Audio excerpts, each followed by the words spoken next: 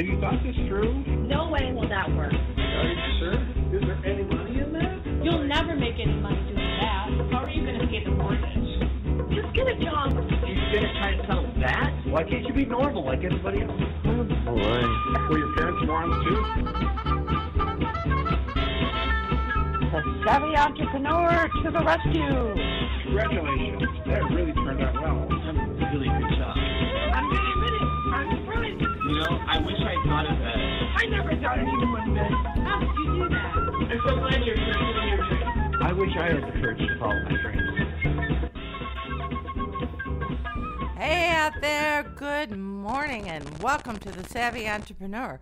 We are broadcasting live here on WLCB 101.5 FM from portions of the greater Chicago-Milwaukee area.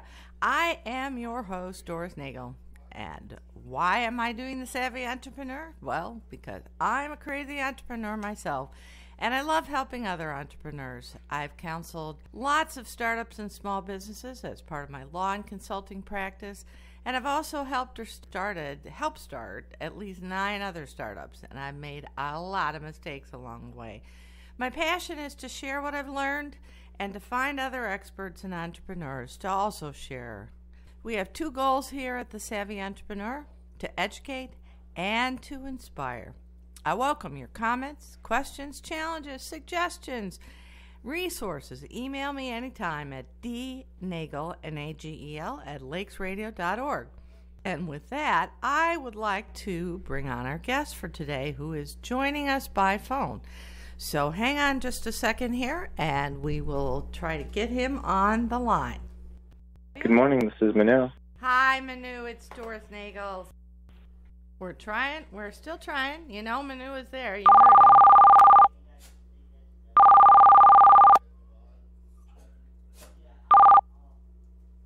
First of all, I want to thank Manu for joining us. He's calling us from, I don't know, Manu, are you in Champaign right now? I'm in good old Champaign. Yes, I am. Champaign-Urbana at the University of Illinois, because Manu is part of a relatively new program at the University of Illinois in Champaign to help university students who are interested in learning about entrepreneurship and becoming an entrepreneur. Manu is an associate director at the, you say Geis? Is that how you pronounce it? Geis. Okay, Geis. Yeah. I'm sorry, I should know as a U of I alum. The Geis College of Business, and he's a former tech entrepreneur, so that I hope we'll get the chance to talk a little bit about that. That sounds interesting. He works in the IVentures Academy for Entrepreneurial Leadership, where the IVentures program is housed in. And I'd love to hear more about that too, Manu, because I actually don't know anything about the IVentures Academy. Just a word about IVentures first before we get started. It's the educational accelerator for the top student startups at the University of Illinois system. And it was launched in 2015. IVentures has supported over 200 student entrepreneurs who've built over 60 ventures and created over 40 full-time jobs and raised over $8 million for their work across the globe, which is a phenomenal story, and I can't wait to hear more about it. Manu, thanks so much for being on the show today. Doris, thanks so much for having me. That's a wonderful introduction. I'm happy to be here. I don't think I could have introduced myself any better, actually. I'm a U of I alum, so full disclosure here. So I am obviously very interested and happy to help promote programs at our great flagship state university. And obviously entrepreneurship is near and dear to my heart. So when I read about you in the University of Illinois Alumni Magazine, I thought, my goodness, the confluence of 2 things that I cared and are near and dear to my heart, I got to talk to these people. So first and foremost, what is IVentures? What's its mission? So, as you mentioned, iVenture is an educational program for top student entrepreneurs across the University of Illinois system. So we serve students from Urbana-Champaign, University of Illinois at Chicago, and University of Illinois at Springfield. And the whole point of it is to give serious student innovators and change makers the tools, resources, funding, and expertise, hopefully, to take their venture from a college level to the next level, whether it's professional or they have their own kind of individual professional goals. That's the whole point of iVentures, to support those kind of students. Phenomenal. So why did it get started? I mean, what was the catalyst to help get this program off the ground? Sure. So it's actually very, very interesting. So when we think about entrepreneurship, there's obviously certain things that might come to mind. Finance, maybe software applications. But actually, iVenture, the genesis of it was in the School of Social Work, believe it or not. Social work? Yes. So, you're kidding me. Come on.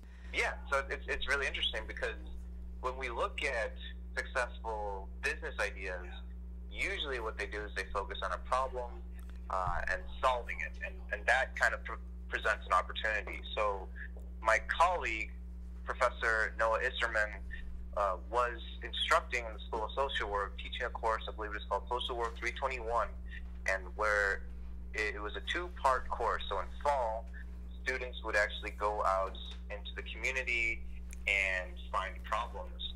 And then in spring, they would propose solutions and try to come up with ideas to innovatively kind of solve those problems.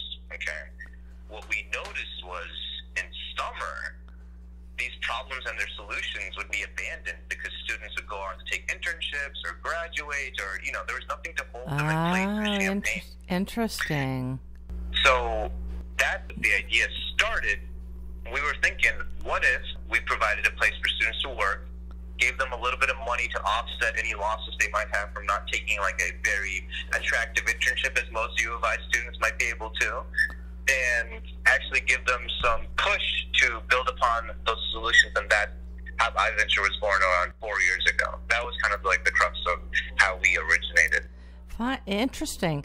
Well, I read in the alumni magazine that you actually have some backing, because obviously we both know the state of Illinois is not as flush with cash, should we say, as some states that are out there. And so I'm sure one of the challenges of starting a new program is always finding funding. But I seem to recall there were a couple of alumni who have been instrumental in helping support and maybe even help find funding for the program. Is that right?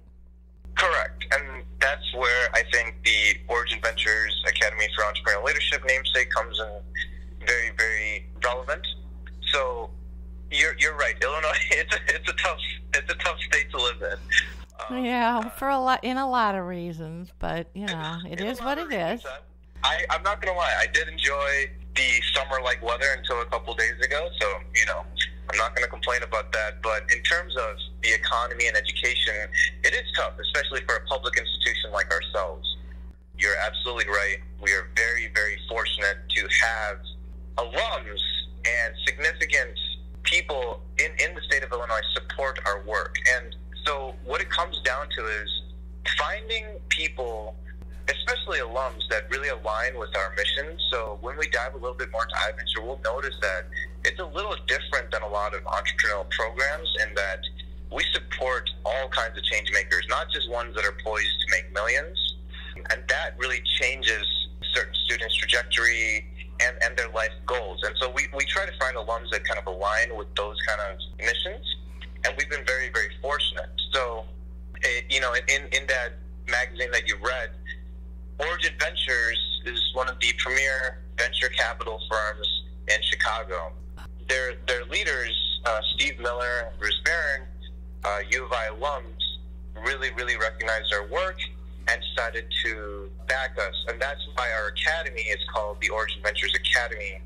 Oh, I see. Yeah, and iVenture is one of our programs. I see. So it's due to donors and supporters like them that we're able to put on these programs for students. All right, so, our focus is on iVentures, of course, but I'm curious, what does Origin Ventures Academy do? And then why is iVenture separate from it? And and how is its mission somewhat different? That's a great question. So across our campus, there is no one center for entrepreneurship. So you look at other institutions, and they'll all have, like the DePaul Coleman Center for Entrepreneurship, or University of Chicago's Polsky Center for Innovation and Entrepreneurship, and it's all centralized. It's really unique because U of I actually has a strong history of innovation. In fact, the founders of Oracle, the NSL, YouTube, PayPal, all had founding members that were educated here. So there's been a strong history of it here. However, it's been completely decentralized. So there's a research park, which is extremely successful. I think in the last decade, they've led over $1 billion in venture capital invested in their companies. That's insane. That's insane.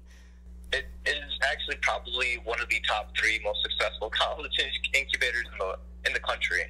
Yeah, well, I think I read somewhere else not too long ago that the University of Illinois, and I don't know if they were just talking about Champaign-Urbana or all the campuses, but that it produced the 4th highest number of entrepreneurs and startups of any across all the universities in the country, which I was astounded by. It made me very happy to see that, actually.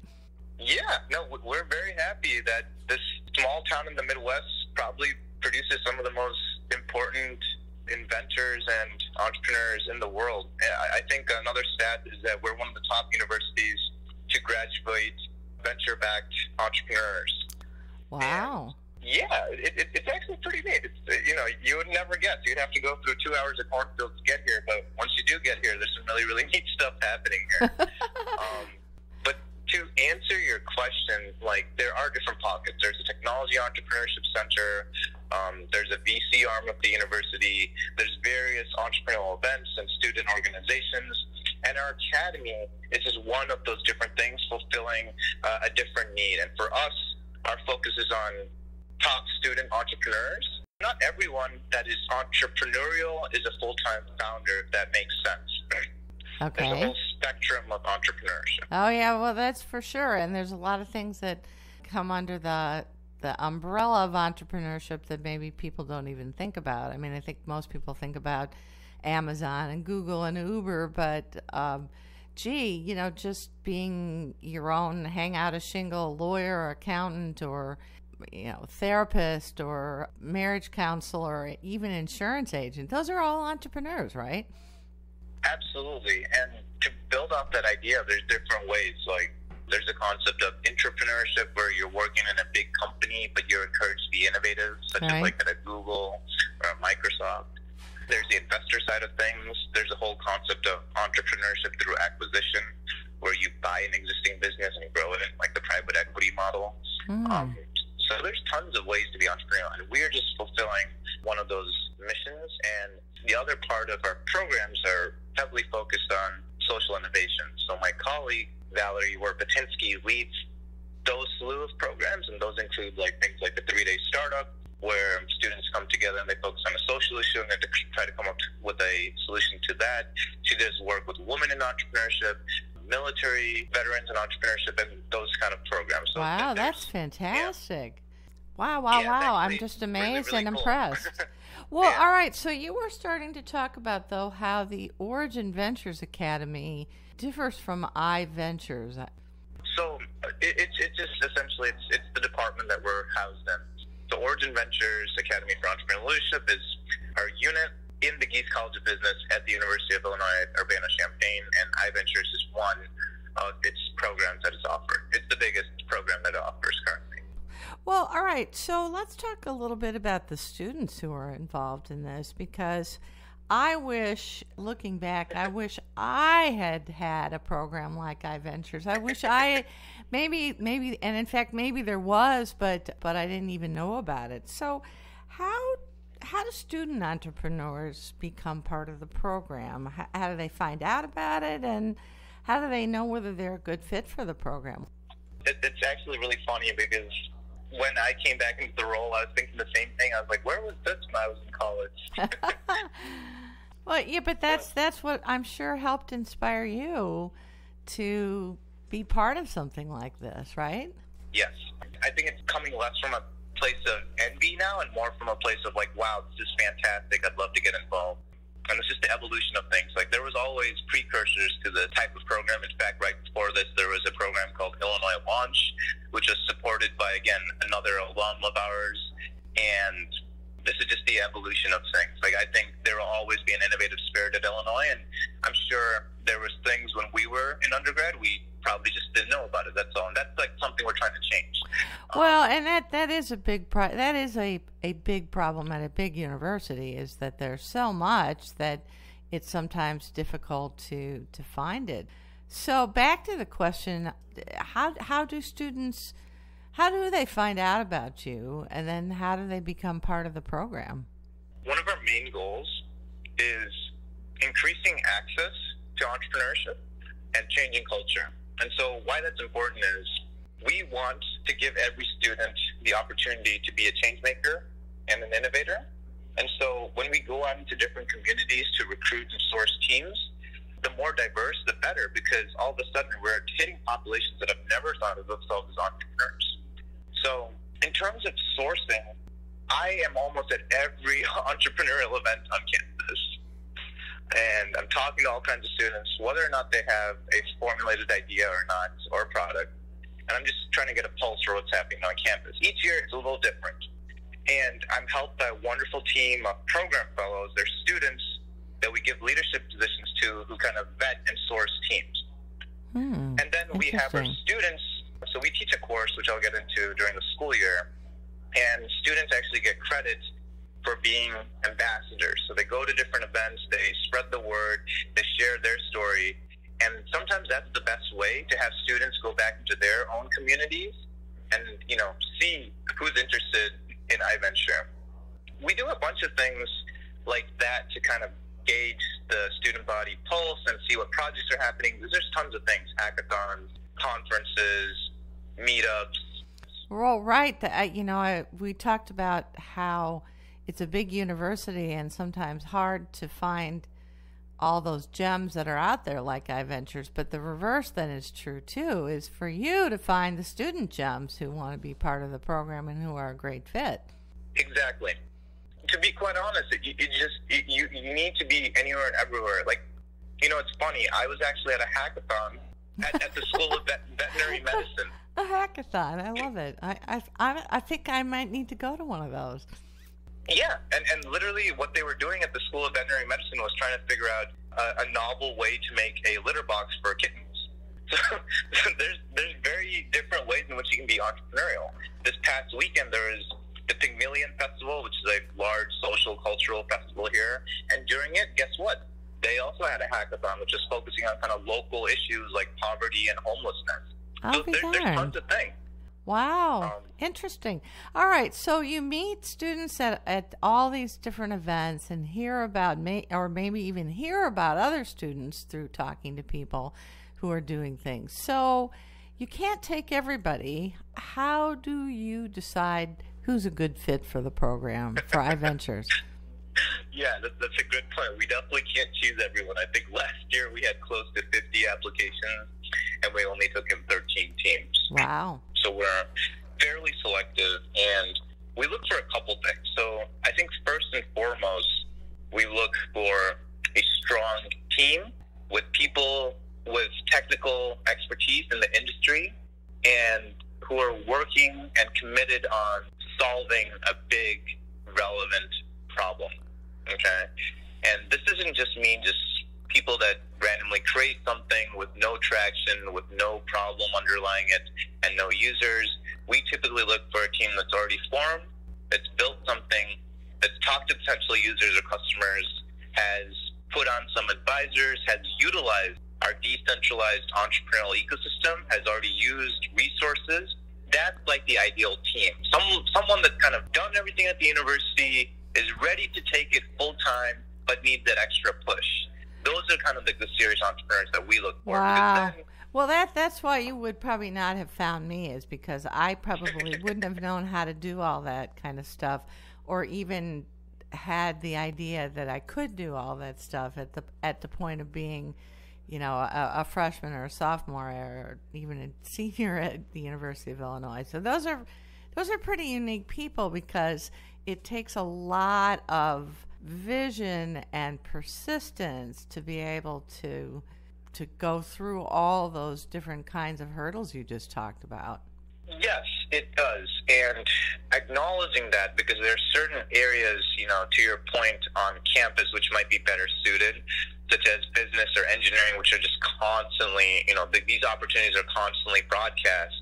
To your point, as someone like you in college, that's what we're really trying to change, is go into these different communities. So going into the Fine and Applied Arts building and sharing iVenture opportunities with freshmen, going into the School of Social Work, going into the School of Music or Education, going to these different areas and really just being super aggressive about not only targeting younger students like freshmen and sophomores to plant the idea in their head, right, but targeting different types of students that would have never, ever thought of themselves as entrepreneurial. Yeah. And that's what we're really trying to change.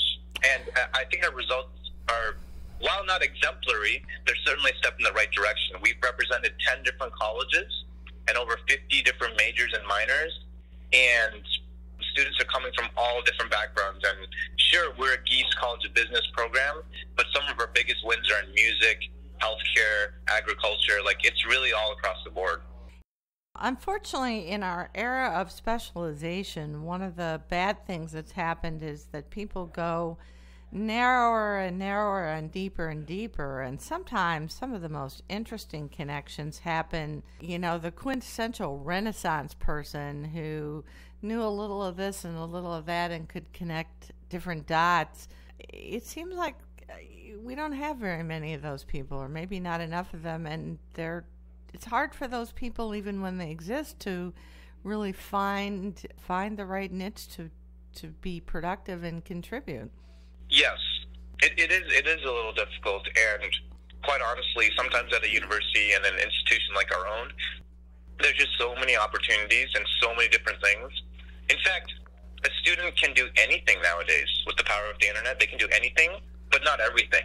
Yeah. And so that's where right, our coaching really comes in handy, where we're sit through them. Each of the student entrepreneurs gets one-on-one access to us, and we try to develop them and help them out, because actually the majority of them do not go on full-time with their companies. They go and do other amazing things.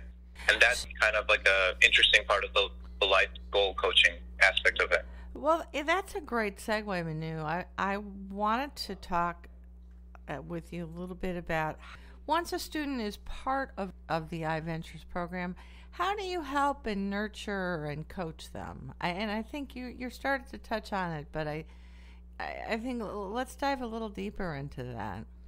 Sure. So, first of all, it's a really fun program to anyone listening out there. We start off 10 weeks in the summer. It's beautiful in Champaign, and we welcome all alums and any kind of supporter. We actually provide lunch during program days during the summer, and we have some really, really fine lunch here. We're partnering with some good restaurants here, so please join us. In the summer, it's a sprint, so it's 10 weeks, and we focus on kind of product development, customer discovery, so finding users, actually solving a legitimate problem, which I've said multiple times, and building a proper team.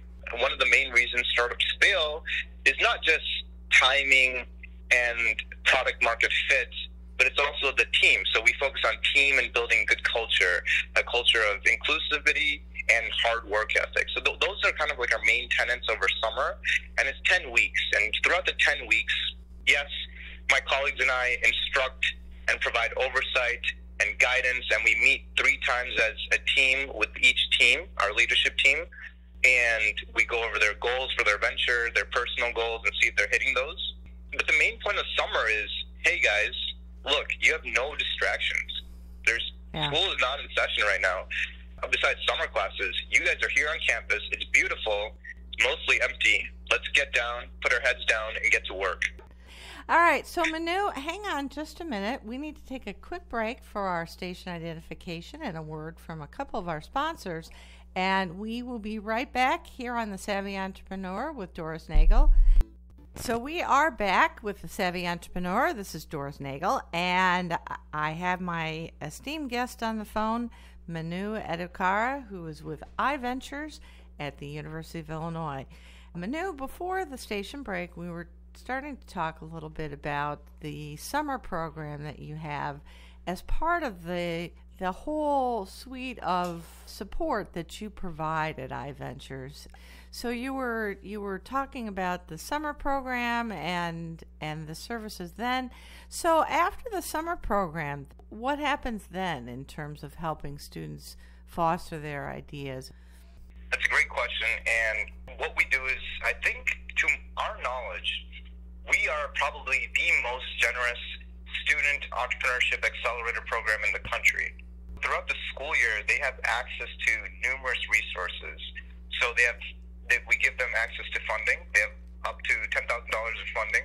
We pay each student member a stipend, and we have. Are you sure? Can I apply now? No, I'm just kidding. Wait, it gets better. We have assembled close to, I think, $300,000 in resources. So we built partnerships with Google, Amazon, Wolfram Alpha to provide resources, whether it's like Google Cloud credits or Amazon Web Services credits for our students. And we have an amazing network of not just iVenture student entrepreneurs who became full-time, but tons of successful alum across the globe.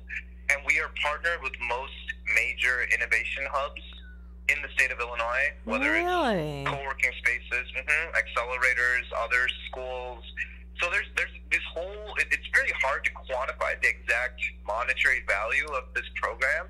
That being said, though, we are generous because all of this is provided without us taking a portion of their company.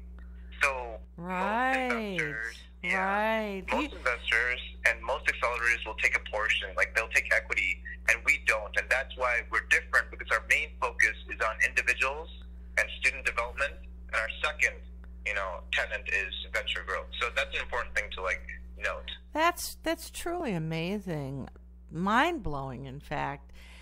People who haven't tried to build a business before maybe have no real idea of how valuable it is to have.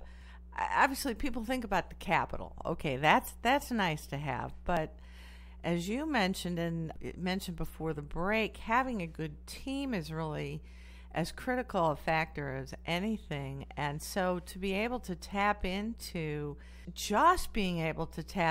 willing and able alums to be able to be part of their advisor team is an insanely valuable asset. Yes, it is. And I think that might be the most valuable asset, is just our access to community.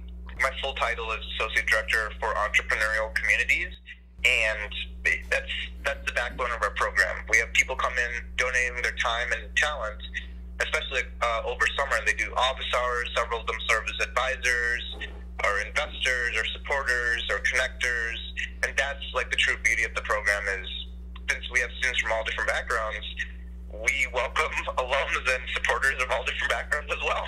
That's the really, really fun part of the program, is we get to interact with some really, really awesome people. I have no doubt. So how does iVentures fit in, and does it interact with some of these other resources at the university that you alluded to that also support entrepreneurship? Yeah, so great question. So yes, we are decentralized. However, we work, I think, very well together. In fact, I chair a committee that looks into the iVenture student entrepreneur applications, and the committee is comprised of leaders from all these different units. So we work together on that aspect very, very closely. In terms of actually selecting teams, all of these units have pretty significant input because they've probably seen them, or they see a way in which they could support them, and most of them will actually be donating their time as office hours or supporters throughout the summer and school year. So even though the ecosystem is fragmented, it's still quite cooperative, I think, if I'm understanding you correctly. Yes, it's a bunch of different units that all do very specific things really well, and when we come together, we're quite a force. And this also is in addition to all the student entrepreneurial stuff happening on campus, of which I think the best way to support students is to actually spend time with them and listen to them. And so that's a big part of my role. It's the other part of community is actually going out into the student entrepreneurship communities, and in that role, I'm an advisor for most student entrepreneurial groups on campus. Well, so let's switch gears a little bit and talk about some of the student projects. I mean, that's really where I'm sure some of the fun is. Talk about some of the stories that are most memorable. Ooh, this is tough. There's a lot of really interesting projects. So if you don't mind, I'll go through a couple. Absolutely. I think these stories are what listeners really relate to. Let's see. So in our last cohort, so this is our fifth year right now. We just celebrated our fifth birthday. Last year, in our fourth cohort, the winner of the COZAT New Venture Challenge, which is a competition put on by the Technology Entrepreneur Center, which featured close to 50 different student startups across campus. The winner of that competition usually goes into IVentures, and the winner last year was a venture called Vitrix Health. So they've been involved with a bunch of different things on campus, including a class in the Geese College of Business in which they looked at kind of more poverty-stricken regions across the world and found solutions to problems there.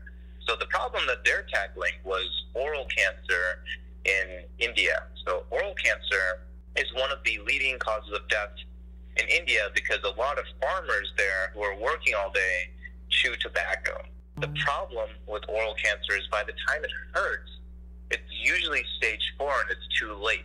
So if oral cancer could be detected earlier, there could be a chance that many lives could be saved. So that's what these students developed. They're a team of bioengineers, and what they've developed, and one of them is med school right now, what they've developed is a tool which can shine a UV light down your throat, and they put a special dye in your throat, and it should be able to detect tumors, cancer. So that was a really, really neat project that came out of there. Wow. And after our program, they went on full-time. They went to a top hardware accelerator in China, and currently they're working out of Dallas, I believe. Wow. So they went on to become, what could be one of the next hot startup companies. Yes, and one with a significant social impact. Absolutely. So that's one. We had a really, really neat innovator. Her name was Jewel Ifaguni, and she was building a film studio, actually. So a totally different type of venture that's focused on race relations and the minority experience. And her film actually just showed at the Eberfest here in Champaign, which is a big film festival here. And she's going on full-time to work as a product manager at Microsoft. Wow. So as you can see from those two, those are in the same cohort, and they have very, very different outcomes. Fantastic. So you're still relatively young, but what percentage of students would you say go on to become full-time entrepreneurs? Well, maybe that's a hard question, and now that I'm thinking it through, because as you were saying, you can use your entrepreneurial talents in a number of different ways. I'm thinking even, for example, people said, well, how did you get into entrepreneurship? And the answer is I worked for a couple of very large corporations, but what I did is worked with the global business unit to help set up new offices across the world. And what people didn't realize is that those little offices are startups everywhere. So if Baxter Healthcare or Motorola sets up a new office in Sri Lanka, that little office is a far cry from whatever the corporate headquarters are. So I guess that's a long-winded way of saying, I guess it's a little difficult to say, but do most of the students stay in some form of entrepreneurship after they leave the program? It's a little difficult to say which career paths are strictly entrepreneurial.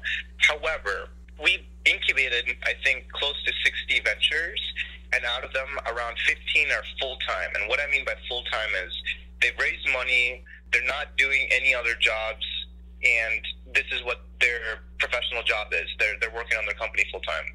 That's 25%. That's pretty high, considering that's a challenging path. It is. And out of the remaining, there's several that are working kind of maybe part-time or on the side. There's a few of those. In fact, a nonprofit from our first cohort, Maker Girl, they were founded by two ladies who actually work at LinkedIn and Deloitte now full-time, but they oversee the entire nonprofit, which has, full-time employees, And what Maker Girl does is they provide STEM education for young girls in the form of 3D printing.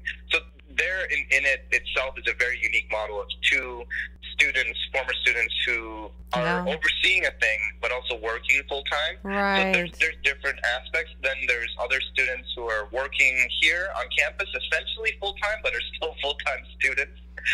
And then there's like the students that go on to jobs, which, you know, could be any number of things, such as the Microsoft, the consulting, the military. And so that's kind of how it's broken down. So it's a little difficult to say. Interesting. So what do you see as the future of IVentures? Where do you see it heading? Where would you like it to be in 5 years? That's an awesome question, and I'm really excited about that. I think the coolest thing about entrepreneurship on this campus is that outside of Urbana-Champaign, very few people understand that. Like, sure, if you go to Silicon Valley, U of I has a reputation, or at least for programming, for computer science. Absolutely. But the fact of the matter is, all across campus, there's tons of students. Like each month, I'm at all these different events. I'm meeting students who are not just engineers or business students, who are from the College of LAF, who are studying, you know, psychology or political science, or even nursing. And they have all these really, really neat, innovative ideas. And I think that's what's really exciting. Because when we look at our actual demographics, close to 50% of our cohorts have been female entrepreneurs.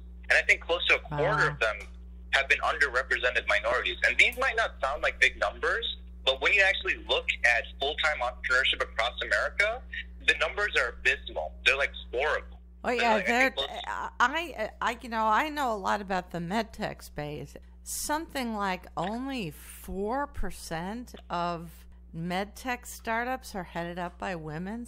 I mean, it's just maybe I'm off by a percentage or two, but that's insane. That's how is that even possible? It is. So, as far as the vision for the future, I think that the main thing is continuing with this culture. Like, that's, I think, another really... I talked about community, and a big part of having a good community is an amazing culture. Like, we really are super inclusive. Like, you come and look at our cohort, it is fantastically diverse, not just in terms of background, but in terms of perspective, field of study, scope, and style of problem. And I just want to continue building that, because that's how you change access, and that's how you change culture on this campus in terms of, you know, what is entrepreneurial and who can be an innovator. So that's one of the big goals there, I'd say. Yeah. Yeah. One other question that occurred to me. So thinking about this diverse group and perspectives and just a rainbow of ideas and cultures and perspectives, you must have a story or two of some neat things that happened even within IVentures where people suddenly came up with a new brainstorm or a new idea, even just through them being together at IVentures. Yes. Because it's got to be intellectually just an incredibly exciting place to hang out. Like I said, it's a lot of fun. For anyone listening, please visit us. But you're totally right. When you put in smart, ambitious people from different backgrounds under the same roof, amazing things happen. Yeah. One of the great examples of that is there's a company called Quillbot, and they were comprised of, I believe, 2 students from 2 different ventures whose ventures kind of folded. So this happens all the time. Ventures fold during the program. People hop around different companies. People start new ideas. So this is how entrepreneurship works. And Quillbot is essentially a smart thesaurus. So you input in words on quillbot.com, and it spits out different words with the same meaning. And it's being used by teachers who teach students with dyslexia, and it's actually grown really, really rapidly. In fact, I think there are close to over 50,000 daily users using their product. Wow. So it's actually really, really remarkable because the 2 students, very different backgrounds, but came together to work on this really, really neat project. And that's really, it's actually pretty remarkable. And that's like the company side. On the individual side, we've had a really, really neat student who's from the south side of Chicago. His name's Amari Salisbury, and he's building a smart pacifier to detect acid reflux in infants. And when President Obama came to campus to deliver his first political speech since leaving office, guess who introduced him? Amari was selected to introduce him. So our students get to do really, really neat, diverse things. Wow, those are great stories. So one last question for you, Manu, before we wrap up. How did you come to be associated with IVentures? Yeah. So I'm a U of I grad, and I bleed orange and blue. I love this institution, but I was actually in applied health sciences, and my parents really wanted me to be a doctor. However, I think I mentioned a little bit about our history and legacy here, and you're just surrounded by entrepreneurship and innovation. Like, I had friends who were building multi-million-dollar businesses when I was an undergrad, and I think that's where the switch turned, and I did the wrong thing. I started a company after graduation without all the resources and all the help. I did it too, Manu. So, there's a lot of us out there still fumbling around. So, yeah, and that was kind of the genesis of it. So I went into software technology and started a few companies, and lo and behold, the university is actually pretty good at reaching out to entrepreneurs and alums, and that's how we got connected. And I heard about IVenture, and I'm like, this is fantastic. And they were looking for someone to lead the program, and you didn't have to call me twice because I love champagne. It's a lot of fun. Well, that is a phenomenal story. Yet another story of U of I alumni helping other students. So, for any of you parents who are out there thinking of sending your student to the University of Illinois, or maybe you have a student who's at the University of Illinois, and you've got a kid that has some entrepreneurial blood that flows through his or her veins, have them check out IVentures. Manu, what's the best way for anybody who has questions about IVentures or the Origin Ventures Academy, or for that matter, entrepreneurship in general? I'm sure you'd be happy to field their questions and send them to the best place. So what's the best way to reach you? So the best way to reach me is just check out our website, iventure.illinois.edu. My contact information is there, and almost anything that's entrepreneurial related on campus, I usually have a pulse on, so I can point you in the right direction. And, if you're interested in talking about career and that kind of stuff, very, very happy and available. This is what I do, so happy to talk to anyone. Well, thank you again for being on the show today. It was great having you, and really interesting to listen to, and inspiring as well to hear some of the stories and the successes of students who are part of or have been through the IVentures program. So, again, thank you, Manu. Thank you, Doris. Thanks for having me on this. All right. Well, you can find more helpful information about entrepreneurship on either my law website, which is forsythialaw.com, or my consulting site, globalocityservices.com. There's a library of blogs, tools, podcasts, and other resources. And finally, don't forget to email me to talk about pretty much anything, challenges, topics, possible guests, or just to shoot the breeze. I'd love to hear from you. dnagel@lakesradio.org. Now, be sure to join us next Saturday when our guests will be Deborah Kurtz and Andrea Nosek from Kurtz Consulting. Our topic for this next week is business innovation and tips for designing and launching new products, which is a great topic since lots of businesses don't always do so well with new product launches.